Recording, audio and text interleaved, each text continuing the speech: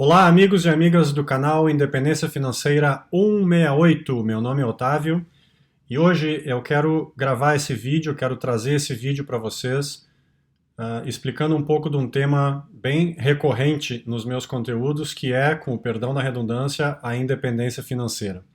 Então, eu quero dividir essa conversa em 3 pontos hoje e quero falar para vocês sobre, em primeiro lugar, por que a independência financeira, em segundo lugar, quais são os 4 pilares que sustentam a independência financeira, e em terceiro lugar, como a gente faz para saber qual é o valor que a gente precisa para chegar num ponto da independência financeira.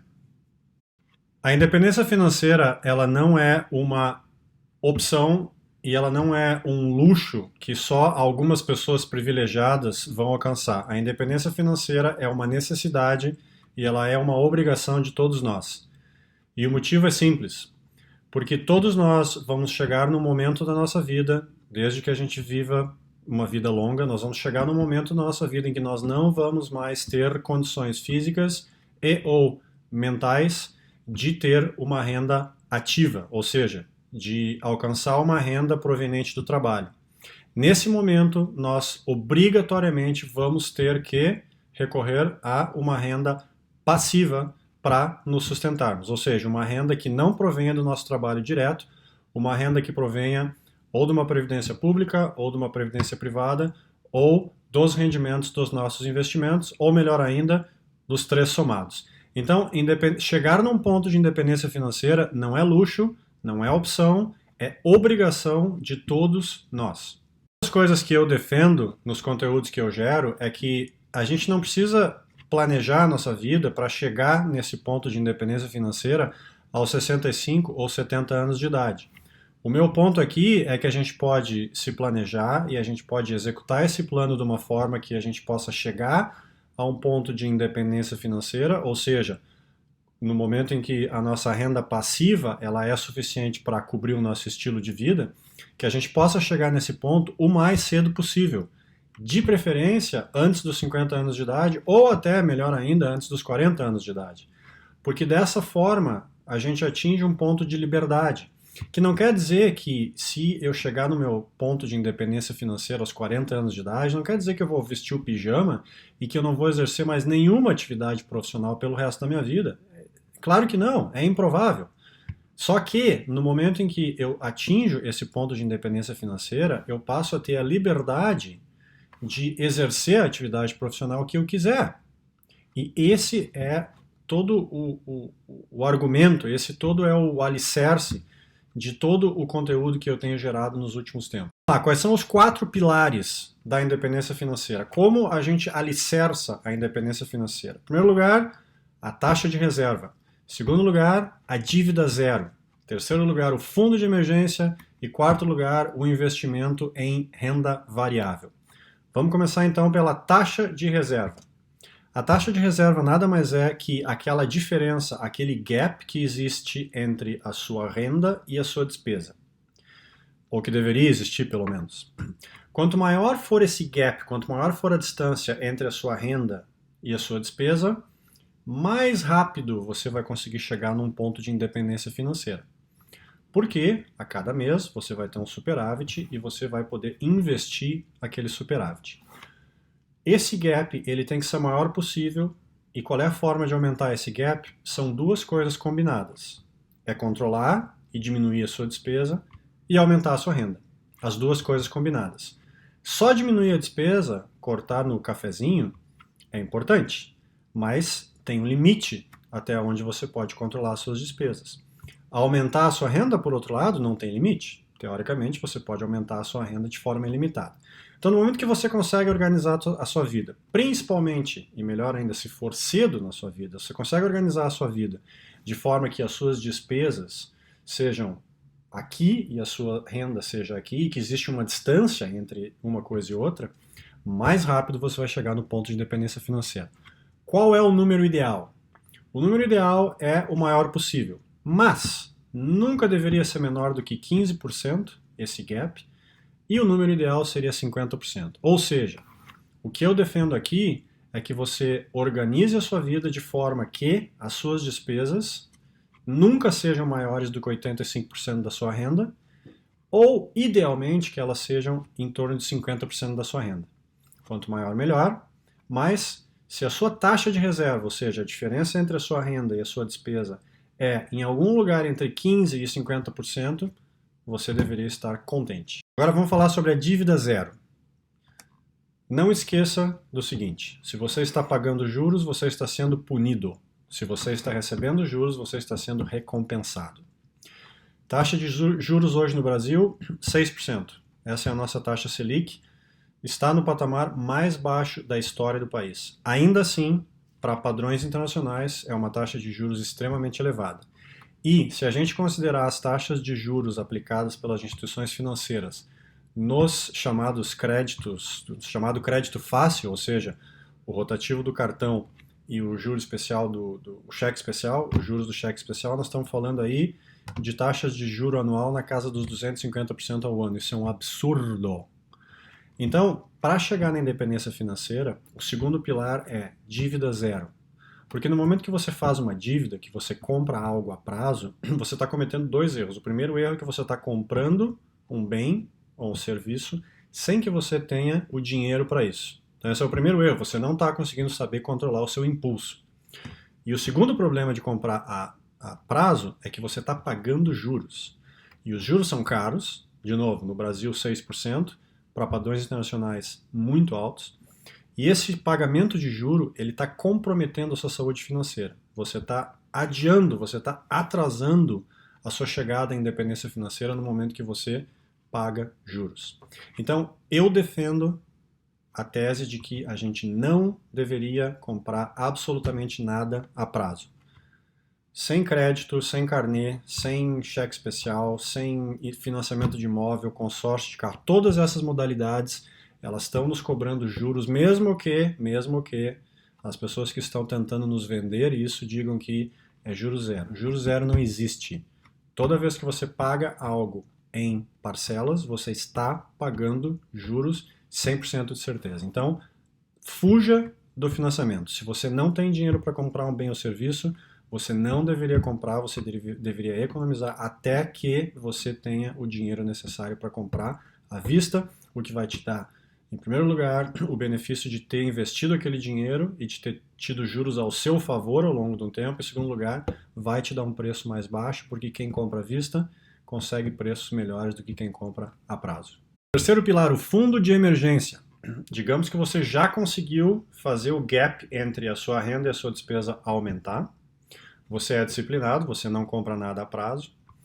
Então começa a sobrar dinheiro todos os meses. O que você faz? Você começa a investir? Não, ainda não. O que você vai fazer primeiro é formar o seu fundo de emergência, que basicamente é aquele dinheiro que vai ficar lá, reservado, esperando para quando acontecer uma emergência. É aquele dinheiro que você tem para poder dormir bem à noite, para ficar tranquilo, para não ficar sempre pensando o que vai acontecer, será que vai acontecer alguma coisa, será que eu vou conseguir? No momento que você tem o fundo de emergência, você está blindado contra qualquer situação que acontece. E a gente sabe que na nossa vida, situações de emergência acontecem. Um carro que estraga, um imóvel que precisa de um reparo, uma situação de saúde, algum familiar que está passando por alguma situação que a gente tem o dever de ajudar. Essas coisas acontecem. Então, a primeira coisa que você vai fazer assim que começa a sobrar dinheiro é formar um fundo de emergência. Você vai colocar esse dinheiro numa forma de aplicação, num instrumento de investimento de renda fixa, que seja de baixa volatilidade, de baixo risco e de alta liquidez. Ou seja, aquele investimento ele vai basicamente cobrir a inflação, você não vai ganhar dinheiro com aquele investimento, mas quando você precisar o dinheiro está lá, ele está disponível, você pode sacar ele hoje ou no máximo amanhã, então D0 ou D+1, e mesmo no momento ruim do mercado, aquele dinheiro vai estar lá, aquele dinheiro não vai cair 50% se a gente passa por um momento ruim no mercado. Então, fundo de emergência, instrumento de renda fixa, alta liquidez, baixa volatilidade, é isso que a gente quer em termos de fundo de emergência. E o tamanho do fundo de emergência? Qual é o tamanho ideal para o fundo de emergência? Depende da sua situação, mas vai ser entre 6 meses de despesa e 18 meses de despesa. Aqui no lado esquerdo do espectro, quem é que precisa fazer um fundo de apenas 6 meses de despesa?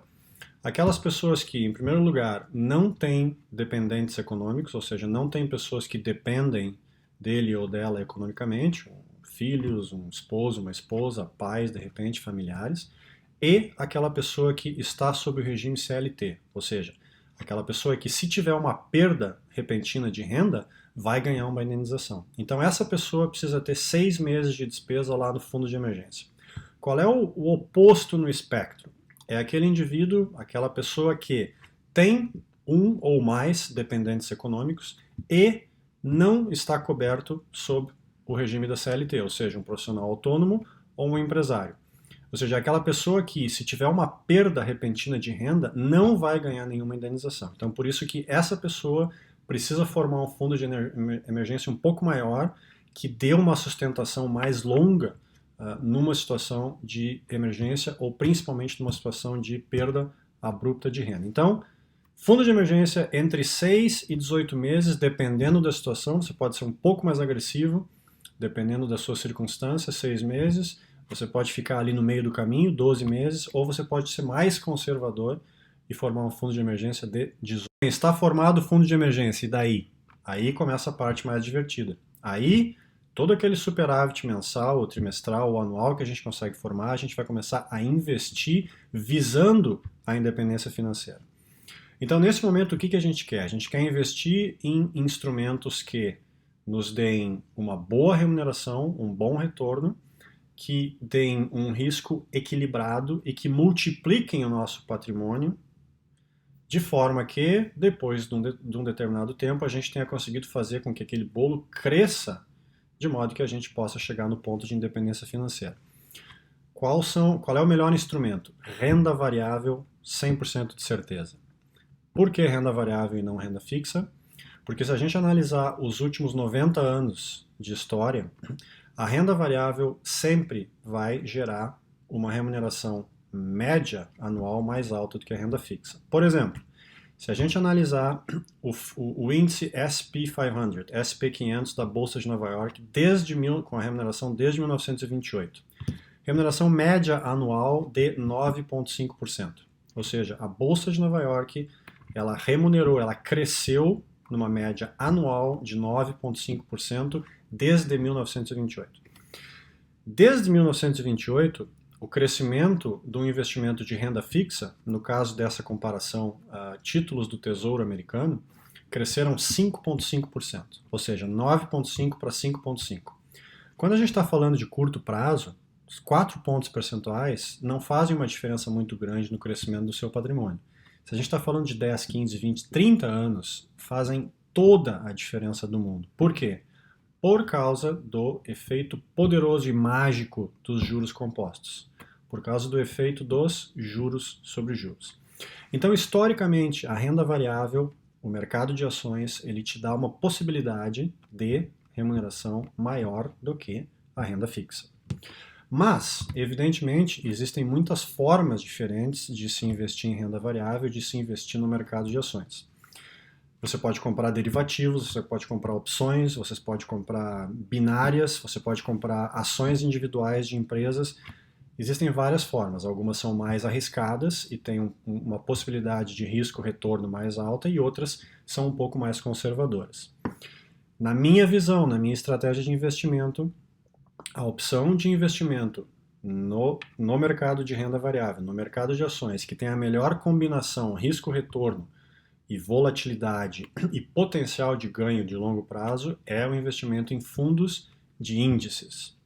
Eu não vou entrar em muitos detalhes aqui, porque tem um post no meu blog, independenciafinanceira168.com, onde você pode ter uma ideia melhor. Mas um fundo de índice é um investimento que te dá diversificação, porque você não vai estar investindo em uma ação, você vai estar investindo em 500 ações, você vai estar investindo em 1000 ações, ou seja, existe uma diversificação e, consequentemente, existe uma redução do risco e da volatilidade.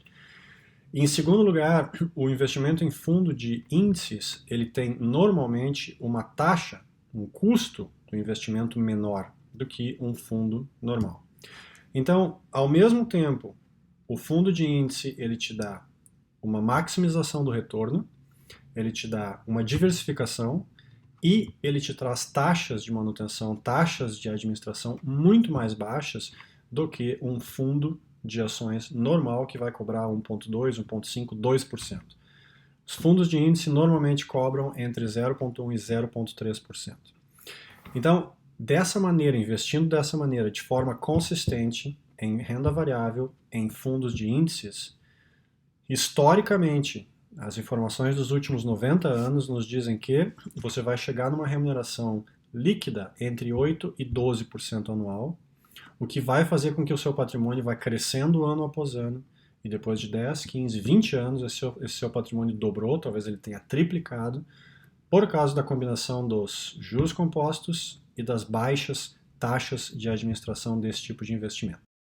Taxa de reserva, dívida zero, fundo de emergência, investimento em renda variável, fundos de índices. Muito bem, se você fez o seu tema de casa ao longo de alguns anos, dependendo quanto agressivo você é em relação ao gap entre a sua renda e a sua despesa, você vai ter chegado num ponto onde o rendimento proveniente dos seus investimentos, ou seja, a sua renda passiva, é suficiente para custear o seu estilo de vida.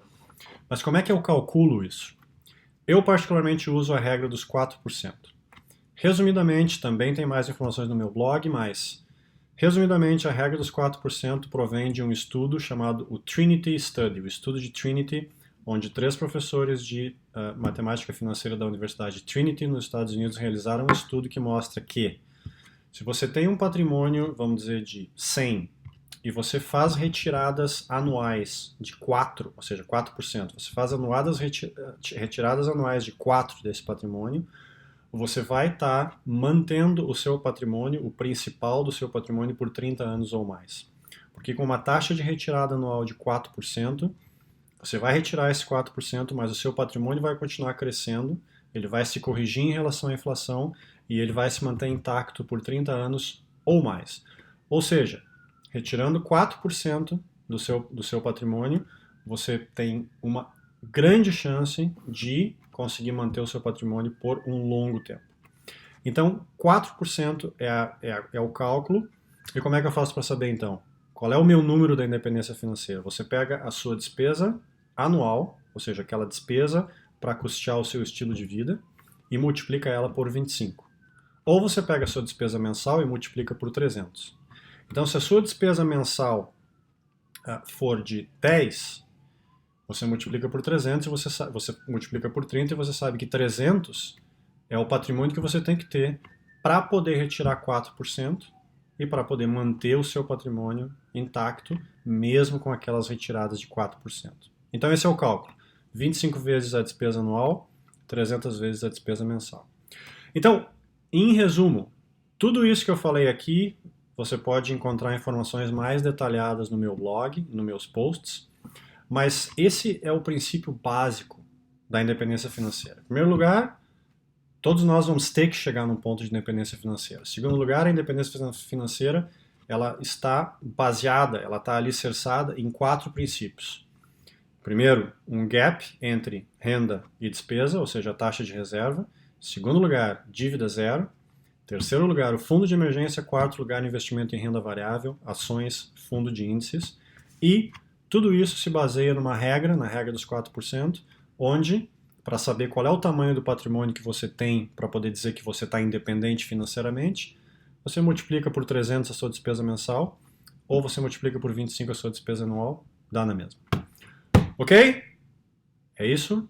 Espero que tenha sido interessante. E, mais uma vez, muito mais informações mais detalhadas estão disponíveis nos meus canais, no Facebook, Instagram, Twitter, YouTube e no portal independenciafinanceira168.com. Valeu!